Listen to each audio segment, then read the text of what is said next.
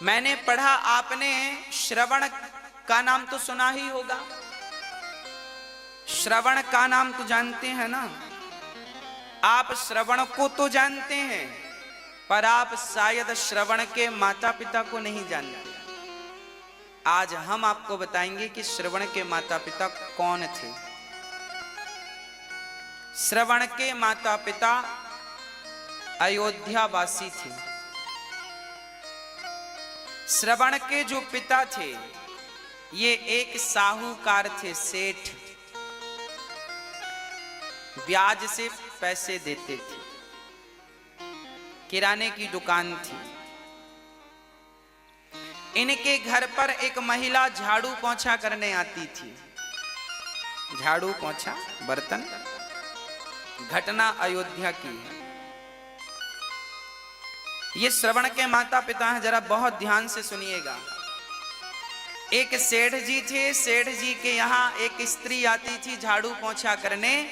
तो सेठ जी उस स्त्री को देखते रहते थे और वो स्त्री भी सेठ को देखती थी। दोनों एक दूसरे को देखी और दोनों में प्यार व्यार हो गया और दोनों जन रहने लगे साथ में।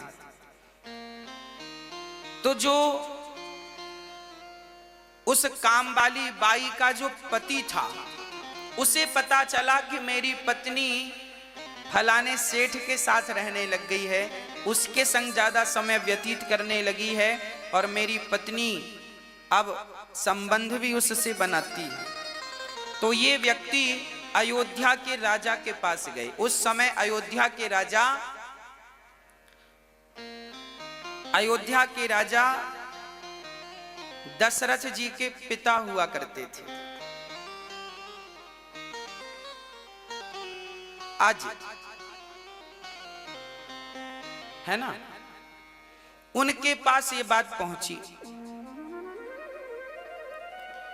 उनके पास जब बात पहुंची तो उन्होंने बुलाया, सेठ को बुलाया और बाई को बुलाया, यहां आओ। राजा ने कहा क्यों, तुम इसके साथ रहती हो? सेठ से कहा तुम इसको गलत निगाहों से देखते हो। अब वो सेठ डर गया, वो बाई भी डर गई। हाँ महाराज, हमसे गलती हो गई, ये बड़ी सुंदर है, हमारा मन चला गया। अब वो काम वाली बाई का पति बोला, देखो महाराज, मेरी पत्नी को फलाने व्यक्ति ने, सेठ ने अपना लिया। अब मेरे बच्चे हैं छोटे छोटे, मेरा तो घर बर्बाद हो गया। जब इनका अपराध इन्होंने स्वीकार कर लिया तब राजा ने दंड दिया। अब बताओ ऐसों को क्या दंड मिलना चाहिए?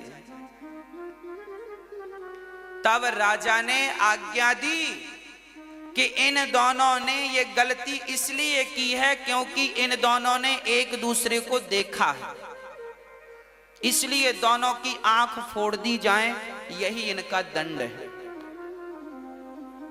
तो राजा ने उस बाई की और उस सेठ की आंख फोड़वा दी।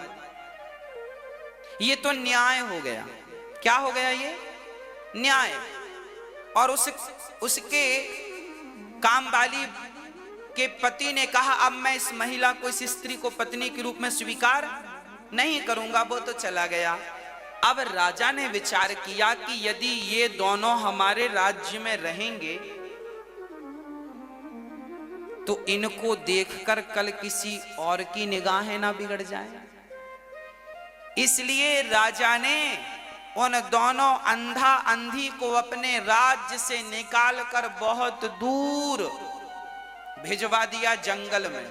जाओ, दोबारा राज्य की सीमा में दिखाई मत पड़ना, नहीं तो मृत्यु दंड देंगे। तुम जैसों का दर्शन कोई करेगा तो कहीं उसकी बुद्धि भ्रष्ट ना हो जाए। देखिए न्याय क्या था। कहीं एक आदमी के कारण पूरा समाज ना बिगड़ जाए, इसलिए दंड क्या था पहले के जमाने में, क्या न्याय था। राजा ने वहां से विदा कर दिया। अब वो दोनों जंगल में रहने लगे, एक कुटिया बनाकर सरयू नदी के तट पर। चूंकि सरयू घाघरा के नाम से जानी जाती है। पहले तो जंगल में से वो नदी बह रही थी, वहां रहने लगे। अब सेठ और ये बाई दोनों का मन शुद्ध हो गया। इन्हें बड़ा पश्चाताप हुआ कि राम राम, हमने कितना बड़ा अपराध किया। इन्हें अपनी गलती समझ आई और दोनों अब पति पत्नी की तरह रहने लगे और भगवान में मन लगा लिया। और जब भगवान में मन लगाया, निष्काम भाव से जब भगवान की भक्ति की, तो भगवान की भक्ति के बल पर भगवान ने इनके अपराध को माफ कर दिया। और इनके द्वारा, वो सेठ के द्वारा, वो बाई गर्भवती हो गई और उसके गर्भ से एक बालक पैदा हुआ, जिसको आप और हम श्रवण कहते हैं। श्रवण कहते हैं।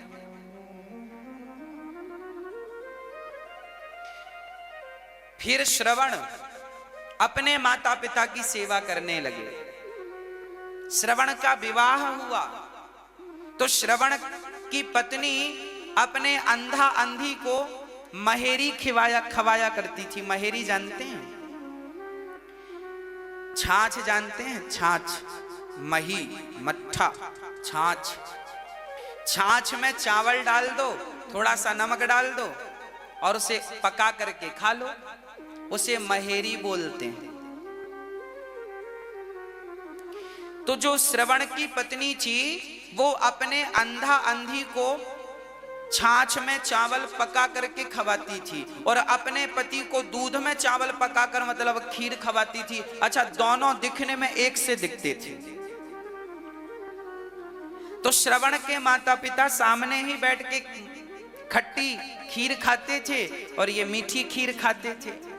एक दिन श्रवण के माता पिताजी की थाली की जो खट्टी वाली खीर थी, महेरी, वो ज्यादा गर्म थी। तो श्रवण ने पिता की थाली स्वयं ले ली और अपनी थाली पिता को दे दी। तो अब जब पिता ने खीर खाई तो पिता ने कहा, बेटा श्रवण, आज घर में कोई उत्सव है क्या? बोले, पिताजी उत्सव तो नहीं है। क्यों? बोले, आज घर में खीर क्यों बनी है? श्रवण ने कहा, पिताजी खीर तो रोज बनती है। ना बेटा, मैं तो आज पहली बार खीर खाया हूं। अब श्रवण ने पिता की थाली जब उठाकर चेहवा पे रखी तो खट्टी थी, दिखने में सेम थी एक सी, पर स्वाद में अंतर, एक खट्टी एक मीठी।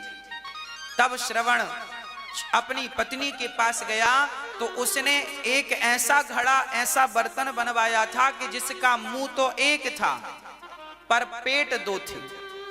एक तरफ वो मही छाछ पकाती थी चावल के संग और एक तरफ दूध पकाती थी चावल के संग, शक्कर मिश्री डालकर। एक ही बर्तन में दो आइटम बनाती थी। देखो कितनी बुद्धिजीवी थी। उससे लगा, अंधा अंधियों पर, सास ससुर पर कौन दूध का खर्चा करे, इन्हें तो छाछी खवाओ। पर श्रवण ने कहा कि जब मेरे माता पिता के संग मेरी पत्नी भेद करती है, जो मेरे माता पिता की सेवा नहीं कर सकती, मैं उसके पास क्या रहूं? अपनी पत्नी को कहा कि तेरे भीतर इतना कपट है, ऐसे कपटी स्त्री के संग रहकर मेरा भला नहीं होगा। अब मैं किसी के भरोसे माँ बाप की सेवा नहीं करूंगा, अब मैं स्वयं अपने माँ बाप की सेवा करूंगा। तब अपने माँ बाप को अपने पालकी पर बिठाकर कंधे पर, और श्रवण ने अपने उन्हीं अंधे माँ बाप को भगवान की चारों धाम की यात्रा कराई। देखिए, ऐसे माता पिता जो कि चरित्र से गिरे थे, ऐसे माता पिता का बेटा श्रवण भी जब माई बाप की, तुम्हारे माता पिता कैसे भी हों, तुम अपने माँ बाप की सेवा करोगे, तो श्रवण जैसे बच्चे ने जब माँ बाप की सेवा की तो उन्हें भगवत धाम प्राप्त हुआ और पुत्र के कारण उनके माता पिता भी भगवान के धाम को चले गए।